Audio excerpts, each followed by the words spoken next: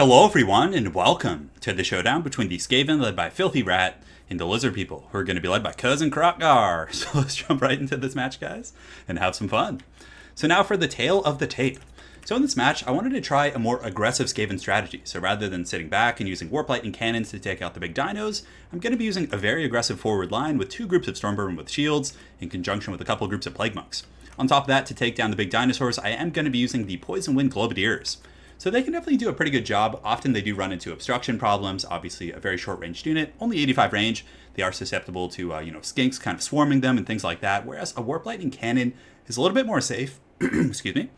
But I feel like this aggressive playstyle should be pretty good, and I feel like most Lizardmen players are also going to be expecting Warp Lightning Cannons, so they'll probably have brought some contingencies to deal with that. And ever since I played a couple games against Lore Master of Sotek, I think it was like a month or two ago, he actually brought these ancient Stegodons with the ballistas on their back, and those things can snipe out the Warp Lightning Cannons like it's no one's business. So again, that's also one of the reasons I've been experimenting with this build. But like I said, Stormvermin in the front line with the shields, they trade pretty well with Saurus Warriors. I mean, let's look at their stat lines in comparison. So, these ones have chevrons too. So 28, 34, 52 compared to 36.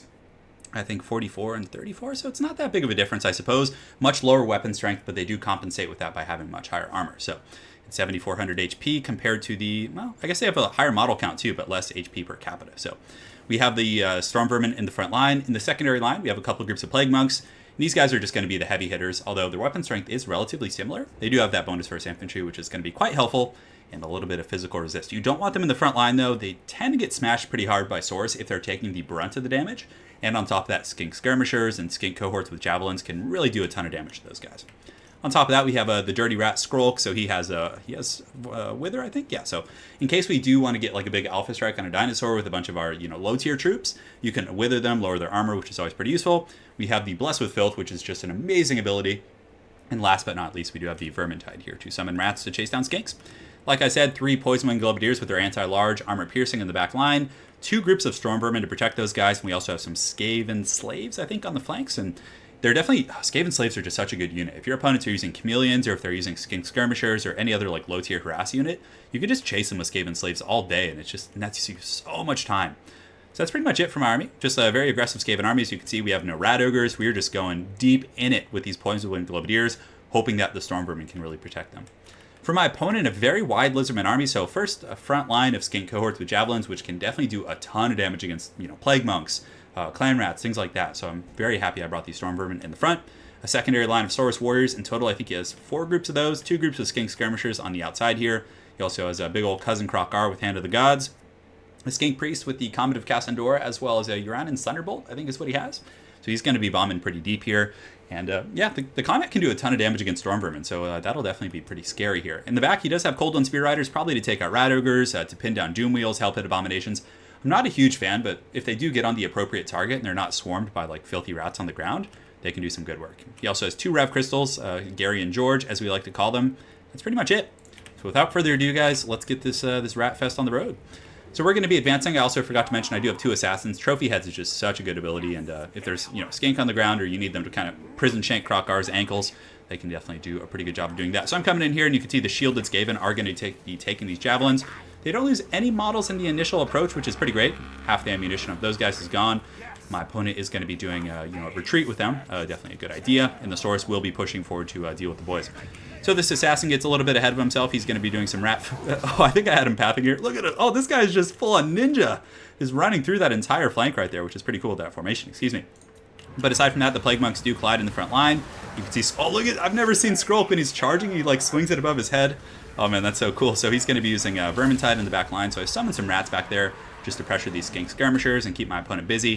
So that's definitely going to be some fun stuff. In the meantime, my Globadiers do move up, and you can see they do have a decent little arc of fire on Gary over here. Excuse me. So Gary's going to be taking some firepower from those Globadiers, and it definitely hits very hard. They're not terribly accurate, so if your opponent is like side strafing and getting a little bit crunk with their movements, I find that they're a little bit lackluster, unlike a Warp Lightning Cannon that is just so direct it usually gets in there, but if they're sitting for a moment and they take a couple full volleys, it can be very, very punishing. In the meantime, I am sending my Skaven Slave Spears to chase down the Skirmishers, which is great, because if people don't pay attention to that, you can literally chase them like almost off the map. On the far side here, you can see Cousin Krokgar getting a little bit wild on my rat. You can see he's just curling up in the fetal position here. I would probably do the same thing. but I was able to get Trophy Head, so it's definitely going to mitigate his damage, taking him down by 26 melee attack, making this rat much more durable. So the assassin should get up, and honestly, if this guy is going after my assassin instead of, harassing my back line or going after my leadership, I'm totally happy with that. So the Plague Monk's doing pretty good with the support of the Storm Vermin here and Blessed with Filth, and you can see that Skrulk was able to break through the front line with those Plague Monks, and it looks like there's going to be a fat, juicy combat of Cass and Dora coming down. So these Skaven, let's take a look at their HP, just take a mental note. You guys can see these guys are about 60%, give or take, and the other two, I bunched up really bad, and a huge bomb goes down, just wrecks my Skaven blob right there, definitely did quite a bit of damage.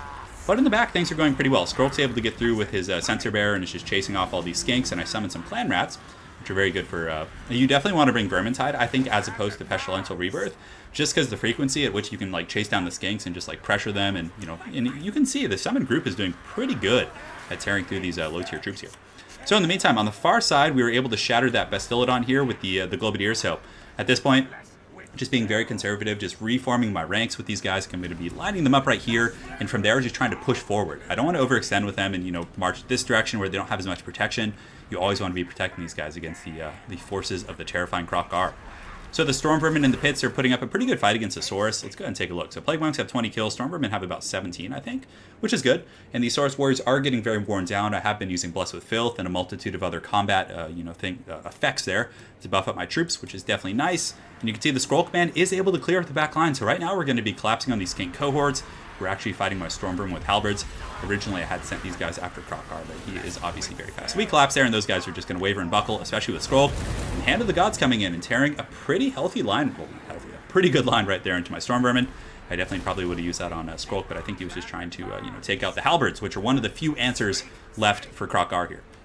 So my assassin on the far side was getting chased down by the skinks of my opponent. Definitely some good stuff there. I was trying to get on the right targets and chase down his Rev Crystal to keep him from healing up even more, but my opponent reacted very quickly here with his skink skirmishers and was able to do pretty good.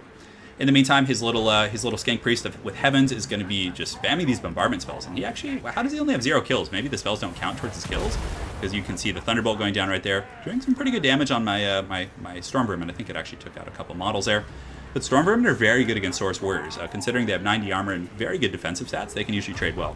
Another Comet coming down, so my opponent just raining Heavenly Wrath down on my troops, but it's going to be a little bit tricky. He did get into my back line with some of these Cold One Spear Riders, but I had some spears back there. I was able to fend them off with Skrulk and Blessed with Filth, but you can see they do get free. They're going to get a pretty juicy rear charge right here, and you can see Gary is actually coming back, guys. So Gary is back in action. Was this George? I can't really remember, but he gets a huge charge. And one of the downsides of Storm Vermin is if they are caught in a compromising situation, they don't have the best leadership. You can see they're down to 19 leadership right here, and unlike other elite like Halberd or frontline infantry troops, they're definitely going to buckle much quicker. Regardless, the name of the game for the Skaven is numbers. You can see Skrulks coming in, my Globadiers are in position, they're just going to be peppering into Krok-Gar. You can see right there he takes about 400 damage, Rod of Corruption going down, and he is just getting melted down to 1600.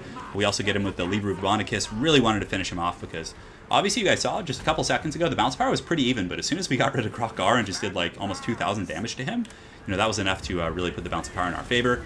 My opponent does have some skirmishers coming back, but we just have so much, and we were able to really take out Gary and George, which was essential to victory here, just getting rid of that perpetual healing.